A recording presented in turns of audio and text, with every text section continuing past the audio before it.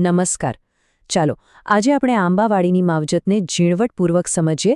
નિષ્ણાતો શું કહે છે અને કયા પગલાં લેવાથી આપણે કેરીનો મબલક પાક મેળવી શકીએ છીએ એની વિગતવાર વાત કરીશું. તો સફળ આંબાવાડીનું રહસ્ય શું છે? આખી વાતનો આધાર કયા મુદ્દા ઉપર રહેલો છે? ચાલો એ સમજીએ જેથી આપણો પાયો એકદમ મજબૂત બને. કોઈપણ કામની શરૂઆત એના પાયાથી જ થાય, બરાબર ને? તો આંબાવાડીમાં પણ એવું જ છે. સૌથી પહેલાં વાત કરીશું તૈયારીની, એટલે કે વાડીને આવનારી સિઝન માટે કેવી રીતે તૈયાર કરવી. અને આ પાયામાં મુખ્ય છે જમીન અને પાણીનું સંચાલન.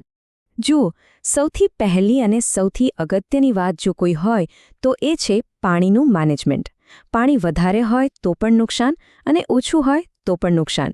એટલે સાચું સંતુલન જાળવવું એ જ સફળતાની પહેલી ચાવી છે. અહીં 3 મુખ્ય પગલાં છે જે જમીનને આવનારા વર્ષ માટે તૈયાર કરે છે. વિચારો, જો ચોમાસાનું પાણી ભરાઈ રહે તો શું થાય? ઝાડના મૂળ સડી જાય, એટલે પાણીનો નિકાલ ખૂબ જરૂરી છે. પછી આવે છે લીલું પડવાશ, જે જમીનને કુદરતી રીતે ફળદ્રુપ બનાવે છે. અને છેલ્લે નીંદણ કાઢી નાખવાથી ઝાડને મળતા પોષક તત્વો બચી જાય છે. જમીન તો તૈયાર થઈ ગઈ, પણ હવે વાડીને બહારના જોખમોથી પણ તો બચાવવી પડશે ને.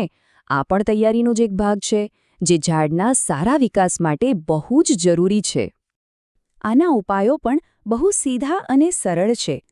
પહેલું તો વાડીની ફરતે ઊંચા ઝાડ વાવીને પવનની સામે એક રક્ષણાત્મક દિવાલ બનાવી શકાય. અને બીજું, આંતરપાક તરીકે એવા પાક ન લેવા જેને બહુ પાણી જોઈતું હોય, નહીતર એ કેરીના ઝાડના ભાગનું પાણી અને પોષણ લઈ લેશે. ચાલો, તૈયારીની વાત તો થઈ ગઈ. હવે આગળ વધીએ અને જોઈએ કે જ્યારે ઝાડ વિકાસના તબક્કામાં હોય ત્યારે એનું રક્ષણ રોગ અને જીવાતોથી કેવી રીતે કરવું. જેમ જેમ ઝાડ મોટા થાય એમ એની પર રોગ અને જીવાતનો ખતરો પણ વધતો જાય છે. અને જો આના પર સમયસર ધ્યાન ન અપાય ને તો આખી સિઝનની મહેનત પર પાણી ફરી વળે છે. તો આનો સામનો કેવી રીતે કરવો? અહીં એક મલ્ટી સ્ટેપ પ્લાન કામમાં આવે છે.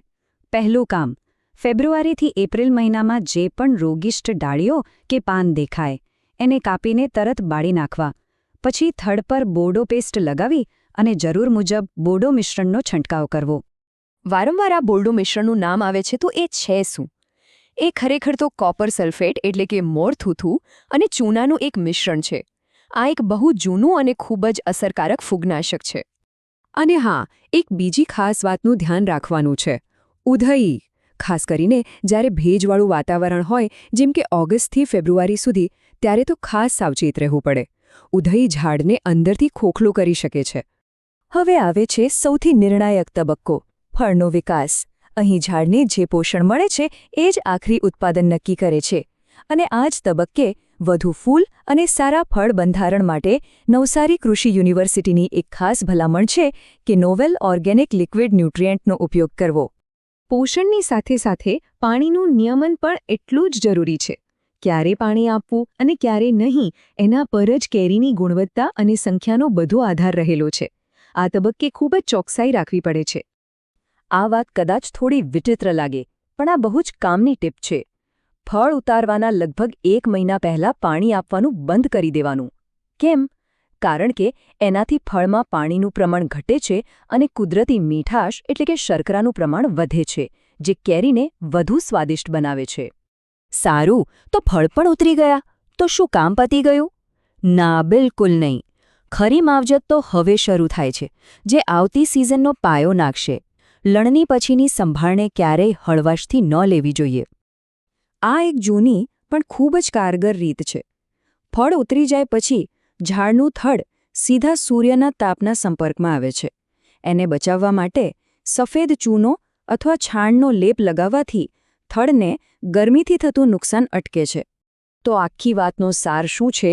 જો આ 4 મુખ્ય મુદ્દાઓ પર બરાબર ધ્યાન આપવામાં આવે, પાણીનું યોગ્ય મેનેજમેન્ટ, સમયસર રોગજીવાતનું નિયંત્રણ, પિયતનું કાળજીપૂર્વકનું આયોજન અને લણણી પછીની સંભાળ, તો સમજો કે સફળતાની શક્યતા અનેક ગણી વધી જાય છે. આ બધી પદ્ધતિઓ તો આપણે જાણી, પણ એમાંથી કઈ પદ્ધતિ કોઈ ચોક્કસ વાડી માટે સૌથી વધુ ફાયદાકારક રહેશે એ વિચારવું જરૂરી છે. કારણ કે દરેક ખેતરની જમીન અને વાતાવરણ અલગ હોય છે, અને સાચી પદ્ધતિની પસંદગી જ શ્રેષ્ઠ પરિણામ અપાવી શકે છે.